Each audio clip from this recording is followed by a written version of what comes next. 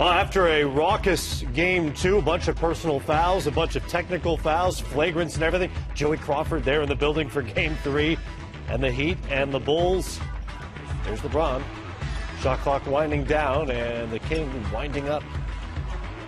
Didn't really get into a good offensive flow for most of the night, though. Some of that had to do with Chicago's defense. Some of it was just LeBron. Boozer misses.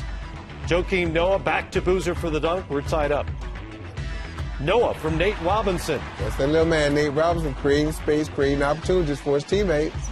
Robinson and Bellinelli, neither one is really a point guard, per se. But they accounted for 13 assists between the two of them. Then things got interesting here. Chris Anderson, a foul on Robinson, falls on him. Maybe that's intentional, maybe it's not. No, that's not intentional. He blocked the shot, he fell on him. Push Which was maybe lingered a moment. I don't know. The push. But Joakim Noah comes over and pushes him. And that was unnecessary. Yeah. After what happened in game 2, you're just asking for trouble at that point. I mean, Chicago has to do it. Now look at that. Now this is my question. You got Carlos Boozer, you got Teague on the court. Yep. Marcus Teague. But it wasn't a foul. Well, according to the rules, if you step on that court, you cross the line. In an altercation. You're going to be suspended automatically for the next game. The question is, was that an altercation? This is an This altercation. is altercation. That's altercation. Nazr Mohammed inexplicably shoving LeBron James, who had picked up the technical foul after this foul. First of all, why is Mohammed fouling James in the open floor on a 3-on-3? Stop the break. What? I mean, but look, you know, it's Nazr Mohammed's fault. You know, you tried to foul LeBron, and then he just slung you to the floor, and you got upset.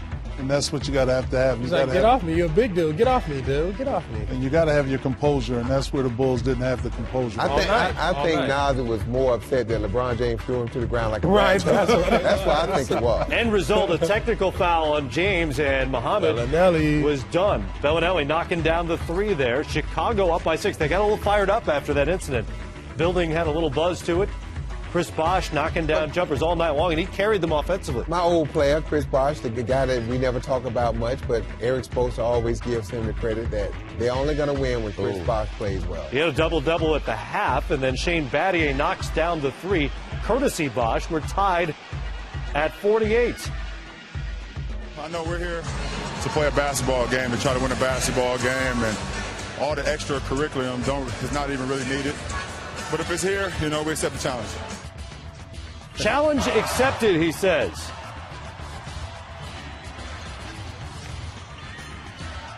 Jimmy Butler fronting James. That's just good offense. Yeah, it is. I mean, but one thing Butler's got to do when he sees that he's got to force LeBron James deeper, push him under the basket to take away that lob. And then you got to have ball pressure. Rick says it all the time. You know, when a guy's fronting in the post, you got to have pressure on the ball. Meanwhile, Chalmers throws it out of bounds, gets an earful from Bosh. Boy, they like to yell at Chalmers. They give Chalmers a hard time. Yeah, they do. Give Chalmers a hard That's his time, job, man. Barry. You know that. Look at Noah. Gibson with a layup and foul. Yeah, keep it up. Joking right in the middle of that, as he is with everything else. Robinson misses the jumper. And look at this block by little man Nate. Great defense by both Noah, who got a hand on the ball, and The little Robinson. man. I'm telling you, man. Get that out of here. That's why, Rick, it, that's why we didn't allow little guys to come to the basket. See? It's the same thing. You what don't happened? want to cheer for no little guy. Just get him out of the way. Get him on out the way. Bellinelli called for the charge, 5th foul of the game. That hurt. I think that hurt Chicago a lot, Bellinelli, you know, getting in foul trouble. That's one of those horse shots LeBron James was making. That hurt him a lot, too. The reaction from Noah was priceless as he tried to scramble over there to stop James. Butler, and 1. Chicago up 73-72. My guy. Bosh. Chris Bosh, corner 3 drops. He was 1 of 2 of the night from out there, 20 and 19 for Bosh. James to Wade.